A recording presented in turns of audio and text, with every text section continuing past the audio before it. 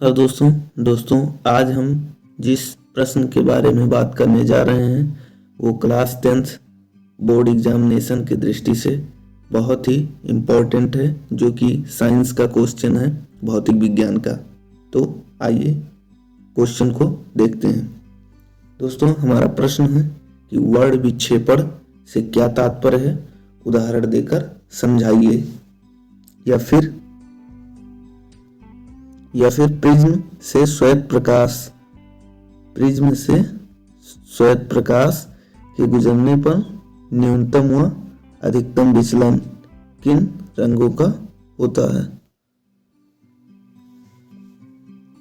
तो आइए देखते हैं। प्रकाश का विक्षेपण। जब सूर्य के प्रकाश की संकीर्ण प्रकाश पुंज को सूर्य का जो प्रकाश है, सूर्य के प्रकाश की संकीर्ण प्रकाश पुंज को प्रिज्म के एक फलक पर जब डाला जाता है तो प्रिज्म के दूसरे पटल या फलक से निर्गत प्रकाश 7 रंगों में विभाजित हो जाती है। यानी कि ये जब प्रकाश की किरण जो है किसी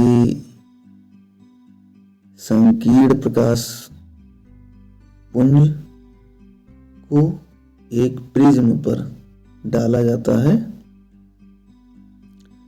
तो दूसरे पटल पे निर्गत प्रकाश 7 रंगों में विभाजित हो जाती है तथा इसे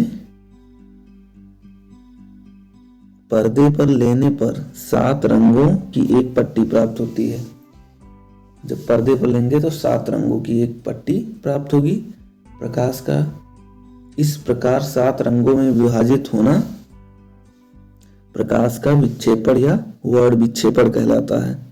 प्रकाश के विक्षेपण के दौरान पर्दे पर प्राप्त विशेष क्रम में 7 रंगों की पट्टी को स्पेक्ट्रम कहते हैं। जब प्रकाश के विक्षेपण के दौरान जो पर्दे पर जब 7 रंगों में विभाजित होता है तो उसका जो क्रम है, उस 7 रंगों के क्रम को ही स्पेक्ट्रम कहते हैं, जिसका अर्थ है रंगों का मिश्रण। यहाँ इस प्रकार से देख सकते हैं, ये सूर्य का प्रकाश है, ये प्रिज्म है और जब ये प्रिज्म से होकर गुजरा तो यहाँ 7 रंगों में विभाजित हो गया। सबसे ऊपर लाल है और सबसे नीचे बैगनी है और सबसे ऊपर लाल है। तो इस प्रकार से है।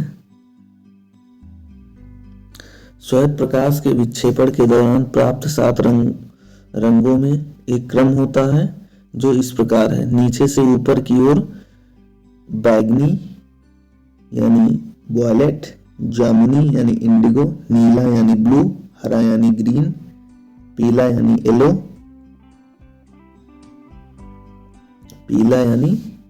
येलो और नारंगी यानी ऑरेंज, लाल यानी रेड। इन रंगों के क्रम को याद रखने के लिए एक शब्द है विबग्योर, यानी violet, indigo, blue, green, yellow, orange, red, इस प्रकार से।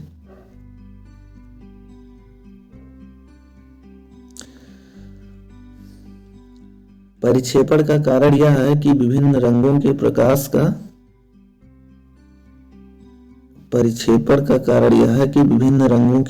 का अपवर्तन भिन्न भिन्न होता है। जो विभिन्न रंग हैं उनके जो प्रकाश का अपवर्तन है वो भिन्न भिन्न होता है। बैगनी प्रकाश का अपवर्तन यानी विचलन सबसे अधिक होता है, यानी जो बैगनी कलर है उसका विचलन अर्थात क्षेत्राव सबसे ज्यादा होगा और जो लाल रंग का अपवर्तन है यानी विचलन वो सबसे कम होगा, यानी उसका क्षेत्राव सबसे कम होता है। इसी कारण से बैगनी रंग स्पेक्ट्रम में सबसे नीचे तथा लाल रंग सबसे ऊपर है। और आप सब देखते होंगे जैसे लाल रंग जो है वो कहीं भी दूर से ही देखने पर दिखता है तो उसका क्षेत्राव कम होता है, यानी अपवर्तन कम होता है। इसीलिए लाल जो यातायात का जो नियम है उसमें लाल रंग का प्रयोग किया गया है, दूर से ही दिख जाता है। नेक्स्ट क्वेश्चन है हमारा कि आवश्यक किरण आरेख खींचकर प्रिज्म की सहायता से पुष्टि कीजिए कि सूर्य का श्वेत प्रकाश विभिन्न रंगों का मिश्रण है। तो ये सिद्ध करना है कि ये जो सूर्य का प्रकाश है वो विभिन्न रंगों का मिश्रण किस प्रकार से है। तो इसको सिद्ध करने के लिए आइए देखते हैं। किसी झिर्री से आते हुए सूर्य के प्रकाश को यदि किसी प्रिज्म से गुजारा जाए, किसी झिर्री से यानी पतला प्रकाश का किरण आते हुए किसी प्रिज्म से जब गुजारते हैं तो प्रिज्म के दूसरी ओर रखे पर्दे पर वर्णक्रम प्राप्त होता है, यानी सबसे ऊपर लाल और सबसे नीचे बैगनी यानी विबग्योर यानी वर्णक्रम जो है स्पेक्ट्रम प्राप्त होता है, जो कि इस क्रम में प्राप्त होता है। सबसे ऊपर बैगनी, उसके नीचे जामुनी यानी वॉयलेट, इंडिगो, नीला यानी ब्लू, हरा यानी ग्रीन और पीला यानी येलो, नारंगी यानी ऑरेंज और लाल रंग प्राप्त होते हैं। प्रिज्म द्वारा सूर्य के प्रकाश के स्पेक्ट्रम प्राप्त होने के दो कारण हैं। जो प्रिज्म द्वारा सूर्य के प्रकाश का जो स्पेक्ट्रम प्राप्त होता है उसके दो कारण हैं।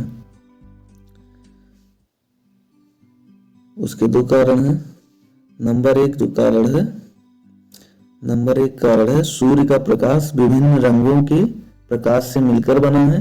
प्रिज्म इन रंगों को अलग कर देता है।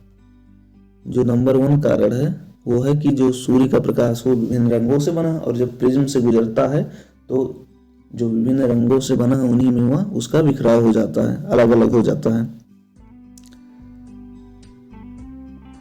फिर नंबर 2 है ये प्रिज्म अपने में से गुजरने वाले प्रकाश को विभिन्न रंगों में रंग देता है। जो प्रिज्म है वो जो प्रिज्म से होकर प्रकाश गुजरता है उसको विभिन्न रंगों में रंग देता है।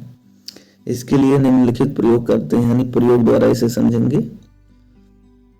प्रयोग क्या है? यदि हम एक प्रिज्म पर सूर्य के प्रकाश की पतली किरण डालें, मान लीजिए कोई प्रिज्म है और उस पर सूर्य के प्रकाश की बहुत पतली किरण डालते हैं तथा पर्दे के स्थान पे वैसा ही दूसरा प्रिज्म उल्टा करके रख देते हैं। जहां पहले पर्दा रखा जाता था उस पर्दे को रिप्लेस करेंगे और उसके स्थान पे एक प्रिज्म जो कि उल्टा करके रख देंगे और रखेंगे और उनके संलग्न फलक समांतर हो। जो उनका संलग्न फलक हो कैसा समांतर हो तो दूसरे प्रिज्म से बाहर निकलने वाला प्रकाश पुनः सफेद हो जाता है, जैसे सफेद हो जाता है। इस प्रयोग में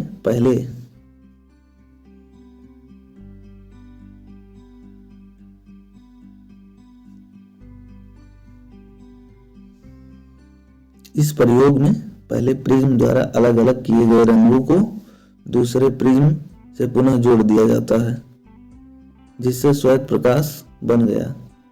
यानी जो अलग हुए थे, जैसे पहला जो प्रिज्म है उससे जब प्रकाश किरण गया तो 7 रंगों में बिखरा हुआ और पर्दे के स्थान पे दूसरा प्रिज्म उल्टा करके रखा, तो जब ये 7 रंगों वाला प्रकाश उसमें जाएगा और फिर जब दूसरे फलक से बाहर निकलने लगेगा तो जैसे श्वेत प्रकाश यहाँ से प्रवेश किया था पहले वाले प्रिज्म में यहाँ, वैसे ही यहाँ वाले प्रिज्म से निकलेगा। तो दूसरे जिससे श्वेत प्रकाश बन गया। यदि प्रिज्म प्रकाश को रंगता है तो दूसरे प्रिज्म से श्वेत प्रकाश न निकलता। प्रिज्म जो है वो प्रकाश को रंगता, तो प्रिज्म नहीं रंगता है प्रकाश को, बल्कि प्रकाश में रंग होता है, प्रिज्म अलग अलग कर देता है। तो दूसरे प्रिज्म से श्वेत प्रकाश ना निकलता बल्कि रंग निकलते हैं। इससे सिद्ध होता है कि श्वेत प्रकाश 7 रंगों से मिलकर बना है और प्रिज्म श्वेत प्रकाश को केवल अव्ययी रंगों में विभक्त कर देता है। जिन अवयवों से मिलकर बना है उनमें विभक्त कर देता है। यानी जो सूर्य का प्रकाश या जो श्वेत यानी सफेद जो प्रकाश है वो कितने रंगों से मिलके, तो 7 रंगों से। और उनका क्रम याद करने का जो तरीका वो विबग्योर है, इस प्रकार से याद करेंगे। दोस्तों आशा करता हूँ वीडियो अगर आपको अच्छा लगा तो हमारे चैनल को सब्सक्राइब कर दीजिए, बेल आइकन को प्रेस कर दीजिए, वीडियो को लाइक कर दीजिए। धन्यवाद।